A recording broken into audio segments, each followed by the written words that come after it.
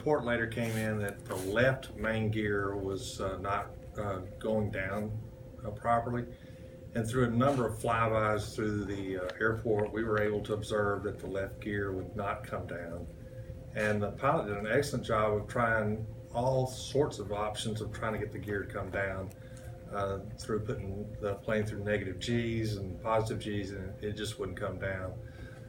He had about 2 hours of fuel on board, so he wanted to take his time and exhaust really every effort to get that left main gear down without success. And so our crews were waiting for him to make those decisions, and we were very thankful we were able to coordinate with our air traffic control tower and the pilot to utilize the runway where it would be of minimal impact to the airport and its operations. So through coordination through air traffic and the pilot, he finally made a decision, and we determined that that left main gear would not come down.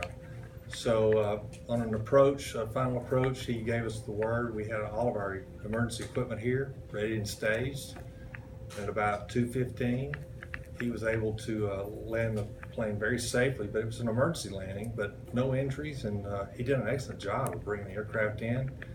And we were very thankful that he wasn't injured, and also too very minimal damage to like the runway. So we anticipate that crews will be out possibly later today. We've been given that confirmation from the FAA that we can allow crews to come in, remove the aircraft, and hopefully be able to open that runway back up today. And about how long does it normally take for, after a plane crash, for a plane to be removed from a runway situation like this? You know, usually in an emergency landing like this, we see that sometimes the FAA may want to inspect the site, but in this case, we took, we gave them a really good observation of what we saw, and with the number of flybys that he had done and the reports that we were able to give to them, they released that aircraft for us to remove. And when I say us, it's really the owner of the aircraft or whomever is responsible for the airplane. And do you know how many times he was actually making those flybys? Because it looked like every time he was getting closer to the ground, but I wanted to understand. You know, I'm not certain exactly how many, but I could estimate maybe 7, 8 times that he came through, cycling the gear to see if they would come down. And then finally he did one low approach, checking the winds. He was very cautious to make sure that, you know, on his landing, that once you come in with the gear up, then the control of the aircraft is lessened, of course. So he made a final approach, just check winds. And fortunately, we had great weather today. So he was able to handle the aircraft without any kind of damage to our facilities that we can tell at all. Can you tell us at all about the pilot? You know, usually we don't release a lot of information about the pilot until the investigation through the FAA is complete. But he has his commercial license, seemed very well experienced with it, and did an excellent job. No reported injuries, correct? And that's the thing we're thankful about, no reported injuries. Do you happen, or can you release the FIN number itself that is on there in the plane? We were trying to get a look, but it was so far away, I didn't know. I can. I don't have it. I've got it written down here, but yes, we can give you that number. Okay.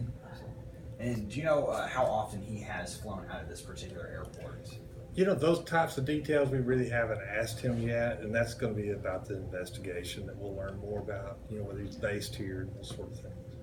Is there any details, sir, on what actually caused the gear to get stuck? Does he know? Is it just some malfunction, or what exactly happened while he was in the air? You know, we really don't know, and that really probably won't be able to find those kinds of details out until the aircraft's actually lifted and brought back into the fixed base operator. So really, as far as whether it was mechanical, obviously it must have been some sort of mechanical problem.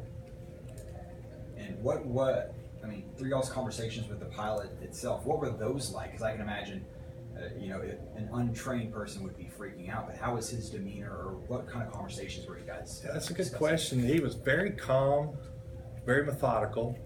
In fact, we brought a mechanic into the air traffic control tower, and they conversed back and forth about some other options of what might be some potential solutions of getting that gear down. And he tried a number of those, and flew out over Lake Palestine, tried some negative G maneuvers. All those just didn't come up with success, but he was very calm throughout the entire situation when he was in the air. And then once he landed, very calm, very professional. We were saying he got out of there real quick. As you should in that situation because you don't know what's going to happen.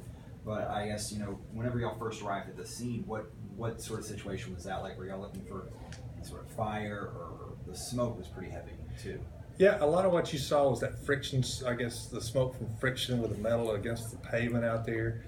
And our crews were well prepared where they applied a foam blanket underneath that aircraft just as soon as they could get to it. In fact, they followed it once he landed, and so to prevent any fires. And through my experience, we've seen this before where aircraft would come in with a gear up. Rarely ever, in fact, in my experience, never seen a fire. Tell us, you called it a foam. What kind of material was that the engine sprayed? Yeah, it's a foam that mixes with water, and it's an FAA specified foam agent that is used to prevent fires or extinguish a fire. We call it AAA or triple F, but anyway, it's a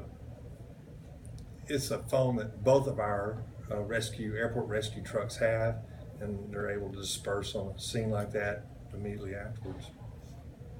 And was there any worry about any fuel leakage or any situation like that? Because I know that can always be an issue. Yes, if you visualize a lot of fuel in those wings, and certainly if he had struck a wing, which he did not, the wings really didn't make contact, but we're always prepared for that fuel leak. And that was one of the things our guys immediately after he was out of that airplane, they were checking to be sure, and we've not seen any evidence whatsoever of fuel leak.